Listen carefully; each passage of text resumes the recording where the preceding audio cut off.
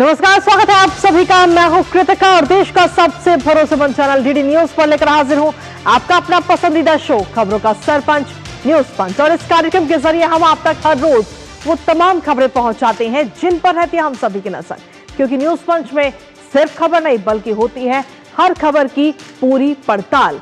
तथ्य और आंकड़ों के जरिए आपको समझाते हैं खबर का हर एक बिंदु। साथ ही ग्राउंड जीरो पर मौजूद अपनी टीम से जानते हैं एक एक अपडेट। होती है हर खबर पर हमारी पैनी नजर। और आज न्यूज पंच के जरिए जिन प्रमुख खबरों की करने वाले हैं हम बात जानेंगे। सबसे पहले उन प्रमुख खबरों पर यानी टॉप लाइंस पर एक नजर। तो सबसे पहली और प्रमुख खबर है पश्चिम बंगाल को लेकर। जी हां, आज आपको बता दें कि 5 राज्यों में एसआईआर की जो ड्राफ्ट वोटर लिस्ट है वो आज सामने आने वाली है, लेकिन उससे पहले ही घबराहट में धरने की धमकी दी जा रही है। कहां से? पश्चिम बंगाल से। पश्चिम बंगाल की मुख्यमंत्री ममता बनर्जी की तरफ से ये धमकी दी गई है ड्राफ्ट वोटर लिस्ट आने से पहले ही। क्या धमकी दी गई है, क्या उन्होंने कहा है, बताएंगे इस खबर के बारे में। लेकिन इसके साथ ही जो दूसरी प्रमुख खबर वो भी आपको बता दें, जहां पाकिस्तान बेनकाब हुआ है। जी हां, यूएनएससी में एक बार फिर से भारत ने अपना पक्ष रखा और पाकिस्तान की जो पोल पट्टी है वो पूरी खोल कर रख दी। आतंकवाद के मुद्दे पर चर्चा हो रही थी और इसी दौरान भारत ने एक बार फिर से पाकिस्तान की ये पोल खोली है और पाकिस्तान को तगड़ा जवाब भारत की तरफ से दिया गया। क्या कुछ कहना है बताएंगे विस्तार से आपको इस पूरी खबर के बारे में भी। लेकिन इसके साथ ही जो तीसरी प्रमुख खबर वो भी आपको बता दें, कौन है ऑस्ट्रेलिया का हीरो। जी हां, ऑस्ट्रेलिया के सिडनी में बीते रविवार को जो हमला हुआ, जो आतंकी हमला हुआ, जब 2 हमलावरों ने अचानक से कुछ लोगों पर गोलीबारी कर दी थी, फायरिंग कर दी थी, जिसमें करीब 16 लोगों की मौत हुई थी। और उस दौरान उस वक्त में वहां पर एक शख्स ऐसा मौजूद था जिसने उस हमलावर पर निहत्था होने के बावजूद भी उस हमलावर को रोकने की कोशिश की, उसके हाथ से जो गन है वो छीनने की कोशिश की। लेकिन आखिर कौन सा ये व्यक्ति है वो बताएंगे आपको। तो चलिए शुरुआत करते हैं पहली और प्रमुख खबर के साथ पश्चिम बंगाल से। Also coincides with the 75th anniversary of establishment of bilateral relations between our two countries. Honorable Prime Minister arrived yesterday in Jordan and was accorded ceremonial welcome at the airport. He, along with the Prime Minister of Jordan, inspected the Guard of Honor at the airport. After brief talks with the Prime Minister of Jordan, they departed for the hotel, and at the hotel, the Indian community and Friends of India warmly welcomed the Prime Minister. There was a small cultural program at the hotel to welcome the Prime Minister.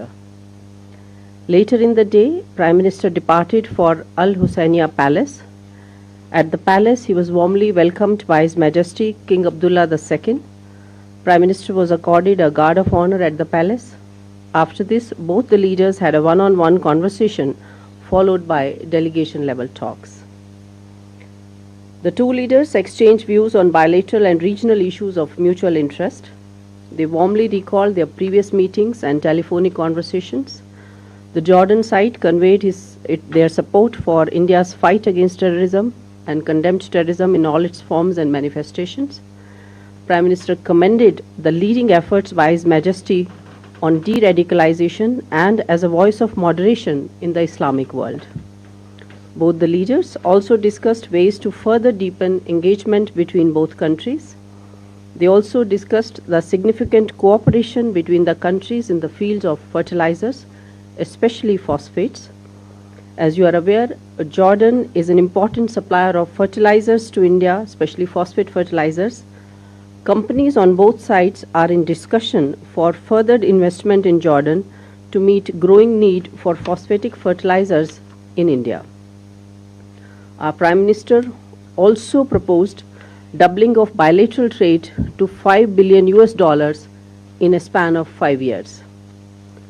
On regional issues, the leaders reiterated the importance of peace and stability in the region. In this regard, they welcomed the adoption of Gaza Peace Plan. Prime Minister reiterated India's long-standing position on Palestine.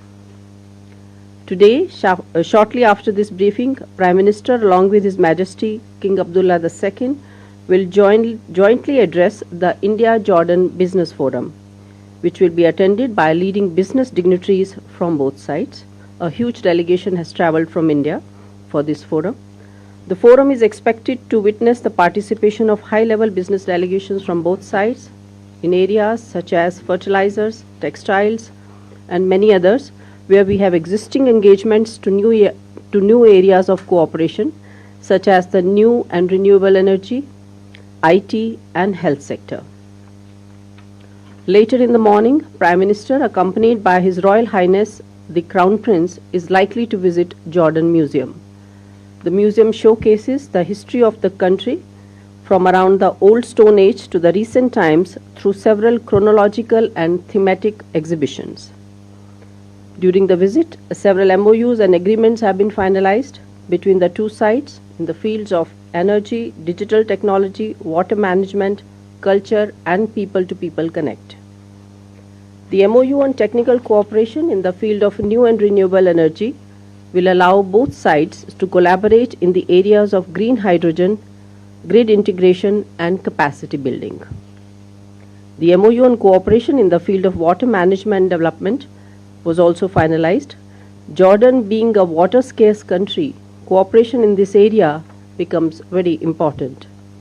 The area of cooperation under this MOU includes water-saving agricultural technologies, capacity building, climate adaptation and planning, aquifer management, and rainwater harvesting. The strong cultural relations between the two countries got a further push with the cultural exchange program for the years 2025-29. Both sides also finalized the twinship agreement between the site of Petra and Ellora Caves of Maharashtra.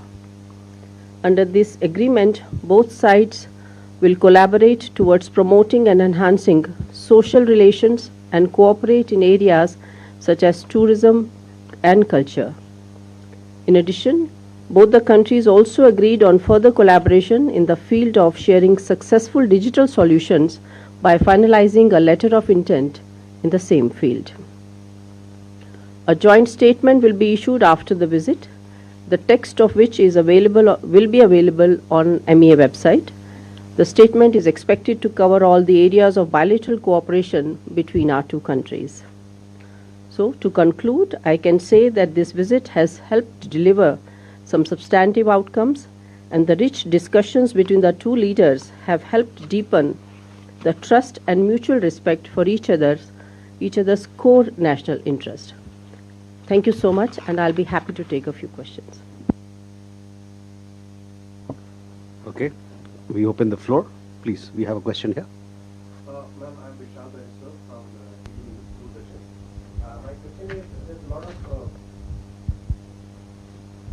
anticipation about the digital transaction, digital payments between the two countries. So, if you could clarify more on that.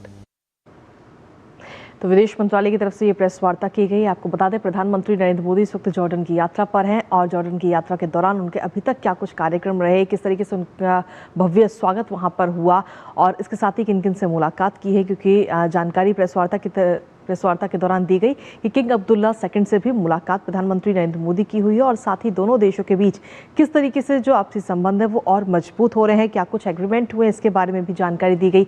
साथ ही अब आगे और क्या कुछ कार्यक्रम है, उन तमाम चीज़ों के बारे में जानकारी इस प्रेस वार्ता के दौरान दी गई है। तो प्रधानमंत्री नरेंद्र मोदी इस वक्त जॉर्डन की यात्रा पर हैं और आज भी वो कई सारे कार्यक्रमों में शिरकत करते हुए नजर आएंगे। इससे पहले अगर हम देखें तो प्रधानमंत्री जब वहाँ पर पहुँचे थे तो उनका जोरदार स्वागत जॉर्डन में हुआ जब वो एयरपोर्ट पर पहुंचे, और इसके साथ ही जब वो पैलेस में पहुंचे तो वहां पर भी जोरदार स्वागत प्रधानमंत्री नरेंद्र मोदी का देखने को मिला।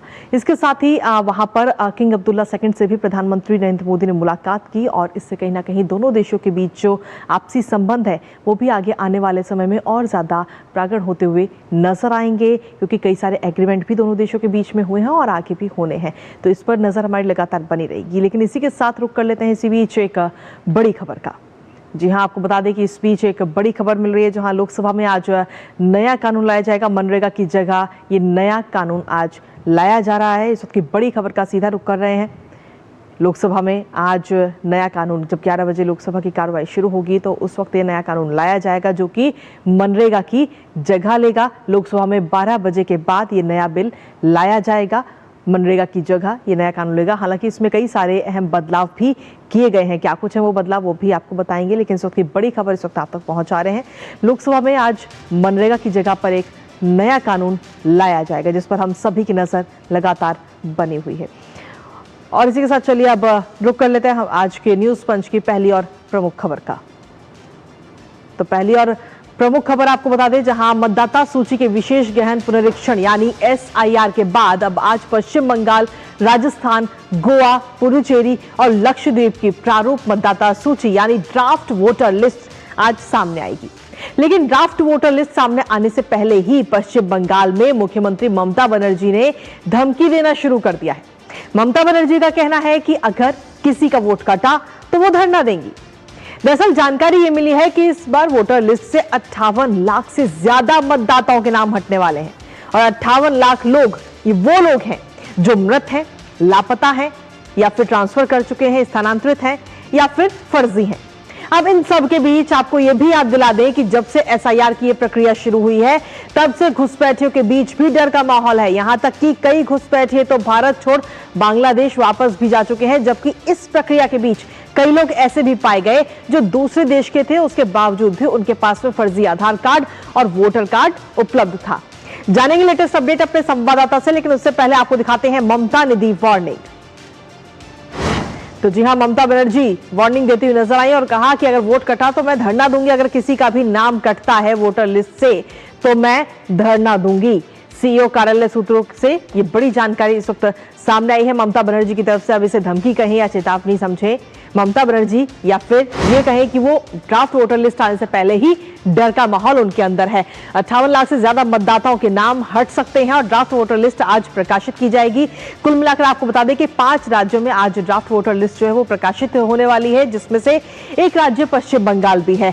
बंगाल की अगर हम बात करें तो अभी तक 7 करोड़ के करीब मतदाता है यहाँ पर और इस सूची में कहीं ना कहीं कई सारे नाम हटने की भी बात इस वक्त कही जा रही है। 58 लाख से ज्यादा ऐसे लोग हैं जिनके नाम हटाने की बात कही जा रही है। हालांकि इंतजार इस वक्त है जब ड्राफ्ट वोटर लिस्ट सामने आएगी, जिसको लेकर पहले से ही डर का माहौल ममता बनर्जी के अंदर नजर आ रहा है और वो पहले से ही धरना देने की चेतावनी या यूं कहे कि धमकी दे रही है कि अगर वोटर लिस्ट से नाम कटता है तो वो धरना देंगी। लेकिन इस लिस्ट से जो नाम हटने वाले हैं उसको लेकर अगर हम जानकारी देखें तो जो मृत लोग हैं, जो लापता लोग हैं, जो स्थानांतरित हो चुके हैं या फिर जो फर्जी हैं, सिर्फ वही लोग हैं जिनके नाम हटाए जा रहे हैं। जिसमें मृतों की अगर हम बात करें तो 24 लाख से ज्यादा ऐसे लोग हैं जो मृत पाए गए हैं इस बार SIR के दौरान। लापता लोगों की बात करें तो 12 लाख से ज्यादा लोग ऐसे हैं। स्थानांतरित 19 लाख से ज्यादा लोग स्थानांतरित हो चुके हैं, जो अपनी जगह को छोड़कर दूसरी जगह शिफ्ट हो चुके हैं। फर्जी लोगों की बात करें तो 1,38,000 के करीब ऐसे लोग हैं जो फर्जी हैं और साथ ही अन्य की अगर हम बात करें तो 57,000 से ज्यादा ऐसे लोग हैं जो अन्य में शामिल हैं। यानी कुल मिलाकर करीब 58 लाख से ज्यादा लोग ऐसे हैं जिनके नाम इस बार इस ड्राफ्ट वोटर लिस्ट से हटने वाले हैं। लेकिन अगर आप भी पश्चिम बंगाल में रहते हैं तो आप आखिर अपना नाम कैसे जांच कर सकते हैं, एक बार वो भी आपको बता दें, जिससे कि आपको ये पता लगे कि आपका नाम इस बार वोटर लिस्ट में है या किन्हीं कारणों की वजह से हट गया। क्योंकि अभी ये सिर्फ ड्राफ्ट वोटर लिस्ट से, अगर गलती से आपका नाम भी इसमें से हट गया है तो आप इसमें वापस नाम जोड़ सकते हैं।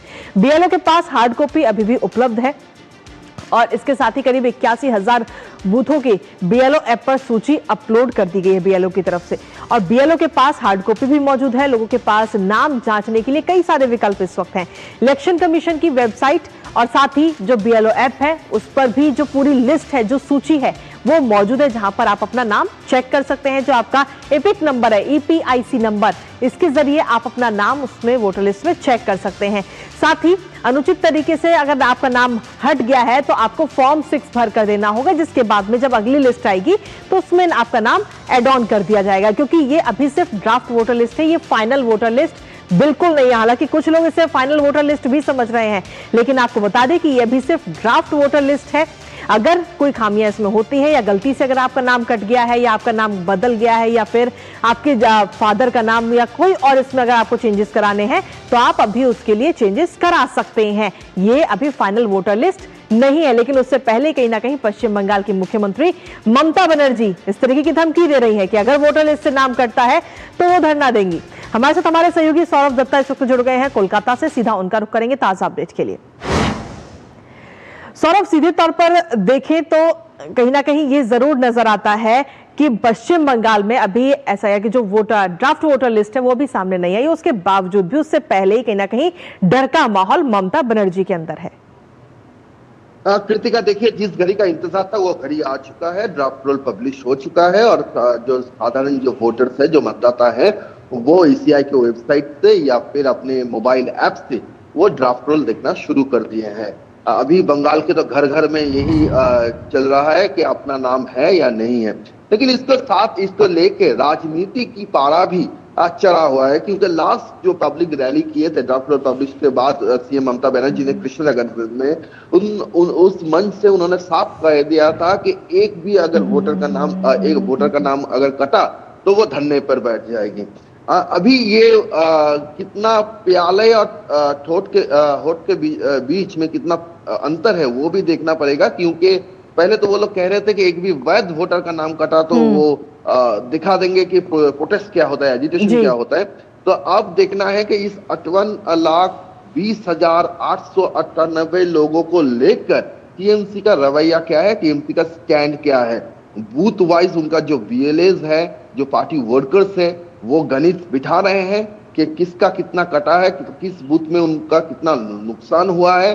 और ये जो लिस्ट है वो लिस्ट भी अब सामने आ गई है कि स्थानांतरित, डेथ, डुप्लीकेट और ये जो लापता जो वोटर्स है वो कौन से बूथ के कितने वोटर्स हैं, वो अब उसका भी लिस्ट वाइज, मतलब बूथ वाइज जो लिस्ट है, जो असेंबली वाइज जो लिस्ट है वो मिल चुका है, वो भी सीआई ने अपलोड कर दिया है। तो जैसे जैसे दिन बढ़ेगा वैसे वैसे और समझ में आएगा कि आखिर किसको कितना नुकसान पहुंचा और उसके तहत क्या क्या रिएक्शंस आ रहे हैं। हालांकि अभी तक टीएमसी का जो आला नेता है वो उन्होंने अभी तक कुछ बयान नहीं दिया, लेकिन एक सार्वजनिक तरफ से एक रिएक्शन तो ये आ चुका है कि वो कह रहे हैं कि ये जॉइंट कॉन्स्पिरेसी है। और नेता विपक्ष बीजेपी का कहना है मॉर्निंग सोज द डे, सुबह हो चुकी है, आगे आगे सुबह दिखा रहा है कि दिन कैसे गुजरेगा। कृतिका, चलिए बहुत बहुत शुक्रिया सौरभ, तमाम जानकारी और अपडेट्स हमारे साथ साझा करने के लिए, इस महत्वपूर्ण खबर से जुड़ी हुई।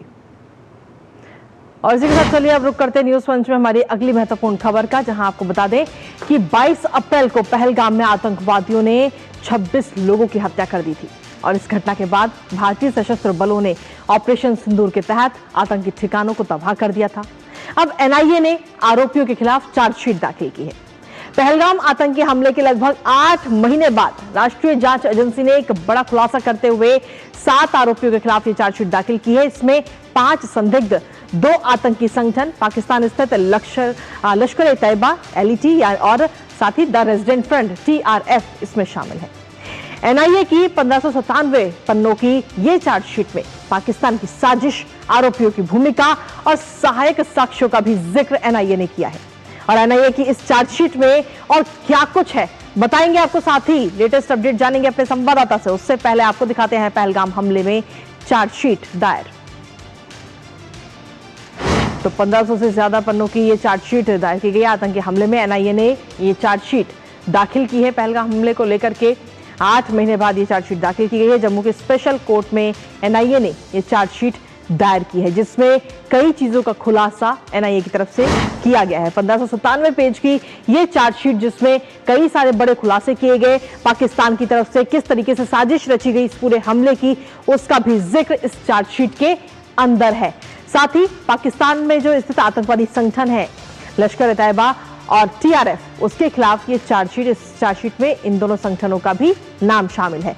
साथ ही चार्जशीट में 6 अन्य आरोपियों के भी नाम इसमें शामिल किए गए हैं और साथ ही आरोपियों की जो पूरी भूमिका है उसका भी पूरा ब्यौरा सबूतों के साथ इस चार्जशीट में है। इसके साथ ही जो 2 आतंकी संगठन है लश्कर-ए-तैयबा और TRF पर भी गंभीर आरोप इस चार्जशीट के बीच में, इस चार्जशीट के जरिए लगाए गए और इस हमले की योजना बनाने वाले और मदद करने के भी आरोप इसमें किए गए। तो कई सारे बड़े खुलासे इस चार्जशीट के द्वारा हुए हैं। एनआईए की तरफ से ये चार्जशीट दायर की गई है। जम्मू के स्पेशल कोर्ट में ये चार्जशीट दायर हुए हैं। लेकिन इसके साथ ही पाकिस्तान हैंडर आतंकी साजिद जट्टू का भी नाम इसमें निकलकर सामने आया है। दरअसल आपको बता दें कि श्रीनगर में ढेर 3 पाकिस्तानी आतंकियों के नाम, जिनकी फोटो भी हम सभी के सामने आ गई थी, उनके नाम भी इसमें शामिल है। ऑपरेशन महादेव में सुरक्षा बलों ने इन तीनों ही आतंकियों को ढेर किया था, जिसमें फैसल जट्ट उर्फ सुलेमान का नाम था, हबीब ताहिर उर्फ जिब्रान का नाम, हमजा अफगानी के रूप में पहचान उसकी हुई। साथ ही आपको बता दें कि BNS की धाराओं के तहत ये आरोप तय किए गए और आर्म्स एक्ट के तहत ये आरोप लगाए गए हैं। इसके अलावा अगर हम देखें तो अब ये चार्जशीट दायर करने के बाद में कई सारे पाकिस्तान को लेकर के कई सारे खुलासे तो हुए ही, लेकिन साथ ही UAPA के तहत संबंधित प्रावधानों के तहत भी आरोप इसमें तय किए गए हैं और भारत के खिलाफ युद्ध छेड़ने के लिए भी धारा इसमें लगाई गई है कि भारत के खिलाफ जो मंसूबे थे उसकी भी धारा इसमें लगाई गई। आतंकियों के पनाहगारों पर भी चार्जशीट दायर है। परवेज और बशीर ने आतंकियों को पनाह दी थी, उनका भी नाम इसमें शामिल किया गया है। पूछताछ में आतंकियों की पहचान बताई उसने और आतंकियों के पाकिस्तानी होने की भी पुष्टि उसी शख्स की तरफ से की गई थी। तो इस चार्जशीट में कई सारी चीजों का खुलासा एनआईए की तरफ से किया गया है। हमारे साथ हमारे सहयोगी शब्बीर डार इस वक्त जुड़ गए हैं, सीधा उनका रुख करेंगे ताजा अपडेट के लिए। शब्बीर, सीधे तौर पर 1500 से ज्यादा पन्नों की ये चार्जशीट दायर की गई है, जिसमें पाकिस्तान की तरफ से किस तरीके से ये पूरा प्रायोजित आतंकवादी हमला था उसका भी जिक्र किया गया, आतंकी संगठनों का जिक्र किया गया, जो तीनों आतंकी थे जिन्हें हमारी टीम ने मार गिराया था उनका भी जिक्र इसमें किया गया। शब्बीर जी बिल्कुल, ये एक जो है पाकिस्तान के खिलाफ एक लीगल डॉक्यूमेंट बनने जा रहा है, क्योंकि जो भी इंडिया में आज तक पाकिस्तान ने जितने भी टेररिस्ट एक्ट्स अंजाम दिए उसके बाद जो इन्वेस्टिगेशन हुई है और पाकिस्तान को अगर इंटरनेशनल कोर्ट में भी उनको लिया गया है तो हमेशा पाकिस्तान वहां पे है वो मानने से इनकार कर रहा था। लेकिन आज की जो इन्वेस्टिगेशन है, जो 1900 से ज्यादा पेजेस पे पन्नों पे जो ये 8 महीने तक एक साइंटिफिक तरीके से जो एनआईए ने जो इन्वेस्टिगेशन की है और जो इस चार्जशीट में जो कल जम्मू के स्पेशल एनआईए कोर्ट में एनआईए ने दायर की है, तो उसमें जो खुलासे हुए हैं वो बिल्कुल जो इस पहलगाम अटैक के जो पीछे जो कॉन्स्पिरेसी है, जो टेररिस्ट ऑर्गेनाइजेशन इन्वॉल्व है, चाहे वो लश्कर तैयबा हो या रेजिस्टेंट फ्रंट हो, क्योंकि लश्कर तैयबा का जो चीफ है हाफिज सईद, उसका सेकंड इन कमांड है साजिद जट, जिसका खुलासा इस जो चार्जशीट में एनआईए ने किया है। और उसके साथ जो जुलाई में ऑपरेशन महादेव में जो 3 आतंकियों को मार गिराया गया, तो उसके फौरन बाद ही गृह मंत्री ने पार्लियामेंट में भी कहा था कि जो 3 टेररिस्ट वहां मार गिराए गए हैं वो पहलगाम के जो सानिया में अटैक में इन्वॉल्व थे। तो आज जो चार्जशीट है ये सब उन चीजों का खुलासा कर रहा है और किस तरह से जो 2 लोग जो लोकल लोग थे बशीर और परवेज, उनने किस तरह से इन टेररिस्ट को सहयोग दिया और उनको खाना पीना और उनके साथ कोलैबोरेट किया, तो उस चीज का भी खुलासा आया है। इसलिए इन सब लोगों का जो नाम है चार्जशीट में है। और अभी एनआईए ने भी कहा कि इन्वेस्टिगेशन अभी जारी है कि किस तरह जो कॉन्स्पिरेसी रचाएगी पाकिस्तान में और यहाँ पे जो एक्यूज्ड है उनका क्या रोल रहा और किस तरह से उन्होंने जो ये गिनाहनी टेररिस्ट अटैक यहाँ पे अंजाम दिया, इसके पीछे पूरा जो अभी इन्वेस्टिगेशन है और इन्वेस्टिगेशन जारी है।